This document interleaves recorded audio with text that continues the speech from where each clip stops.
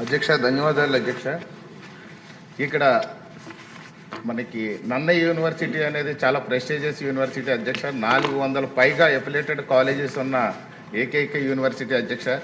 అక్కడ ఏదైతే మనకి ఈ కళాశాలలు ఎఫిలియేటెడ్ కళాశాలలు ఉన్నాయో దానికి ఏ విధమైన ఇన్ఫ్రాస్ట్రక్చర్ లేకుండా, కావలసినటువంటి సిబ్బంది కూడా లేకుండా వాళ్ళందరికీ కూడా ముడుపులు తీసుకుని అక్కడ వాళ్ళ పర్మిషన్ ఇచ్చినట్లుగా చాలా కంప్లైంట్లు ఉన్నాయి అధ్యక్ష.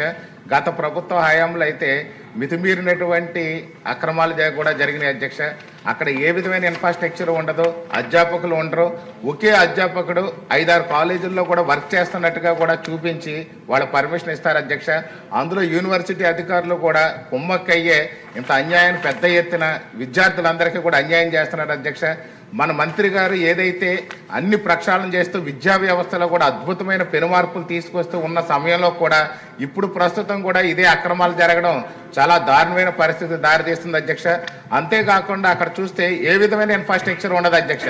ఒక్క పర్మిషన్ ఇవ్వడానికి చెక్ చేయడానికి వెళ్ళిన అధికారులకు మాత్రం అప్పుడు టెంపరీ బోర్డులో ఏదో సినిమా సెట్టింగ్లా చేసి పర్మిషన్ తీసుకుని ఆ తర్వాత మొత్తం క్లోజ్ చేసి వెళ్ళిపోతారు అధ్యక్ష. యూనివర్సిటీ అధికారులు కూడా అందులో కుమ్మక్కాయ చేయడం అనేది చాలా దారుణం అధ్యక్ష. అంతేకాకుండా ఎగ్జిక్యూటివ్ కౌన్సిల్ అనేది కూడా ప్రతి 3 ఏళ్లకు ఒకసారి మారుతుంది అధ్యక్ష. కానీ వైసీపీ ప్రభుత్వ హయాంలో వాళ్ళు నియమించారు. మాజీ శాసనసభ్యుడు మామగారు ఒక్కడ అధ్యక్ష, అందులో ఒక మంత్రి గారు అనుచరుడు ఒక్కడ అధ్యక్ష. వీళ్ళందరూ కలిసి యూనివర్సిటీ అధికారులు అదేవిధంగా ఈసీ మెంబర్లు కలిసి పెద్ద పెద్ద స్కాములు చేస్తున్నారు అధ్యక్ష. నన్నయ్య యూనివర్సిటీ పుట్టిన దగ్గర నుంచి అక్కడ స్కాములకు అడ్డాగా మారిపోయింది అధ్యక్ష. ఒక టెండర్ల విషయంలో కూడా చూసినట్లయితే వాళ్ళకు నచ్చిన విధంగా వాళ్ళు టెండర్ కండిషన్ పెడతారు అధ్యక్ష. వాళ్ళకి సంబంధించినటువంటి కంపెనీకి కాంట్రాక్ట్ వచ్చే విధంగా టెండర్ కండిషన్స్ అన్ని కూడా మాడిఫై చేస్తారు. First call, second call, third call అని కాల్ చేసి అందులో ఉన్న టెండర్ కండిషన్లో ఎలిజిబిలిటీ క్రైటీరియాను మార్చి నచ్చిన కంపెనీలు, బినామీ కంపెనీలకు మాత్రమే వాళ్ళు వర్క్ ఆర్డర్ ఇచ్చే విధంగా చేస్తుంటారు అధ్యక్ష. ఎగ్జిక్యూటివ్ కౌన్సిల్ కూడా దాన్ని పూర్తిగా సపోర్ట్ చేస్తుంది. గడిచిన ప్రభుత్వంలో కానీ చూసినట్లయితే పూర్తి స్థాయిలో మనకు అన్ని అక్రమాలు అధ్యక్ష. అక్కడ ఇండోర్ స్టేడియం ఉంది అధ్యక్ష, అది అన్యాయంగా జరిగింది. అదే విధంగా చూస్తే ఒక స్విమ్మింగ్ పూల్ నిర్మాణం జరిగింది, ఇప్పటికీ కూడా పూర్తి అవ్వట్లేదు అధ్యక్ష. బిల్లులు మాత్రం భయంకరంగా వాళ్ళంతా కూడా కాజేసినటువంటి పరిస్థితి ఉంది.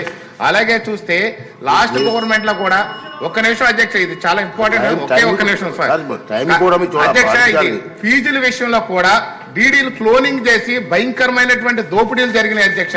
ఒక కాలేజీ ఎగ్జామినేషన్ ఫీజుకి డీడీ ఇస్తే అదే డీడీని 10 కాలేజీలు 15 కాలేజీలకు కూడా ఆ డీడీలు అదే నెంబర్ వేసి ఆ చెక్ని ఆ డీడీ నెంబర్ వేసేసి మిగతా కాలేజీలు అన్నింటికి కూడా అదే పెట్టారు అధ్యక్ష.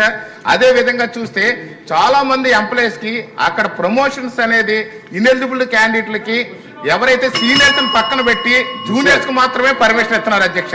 ఇది గతంలో కూడా హెచ్ఆర్డి మంత్రి గారు ప్లీజ్ మీరు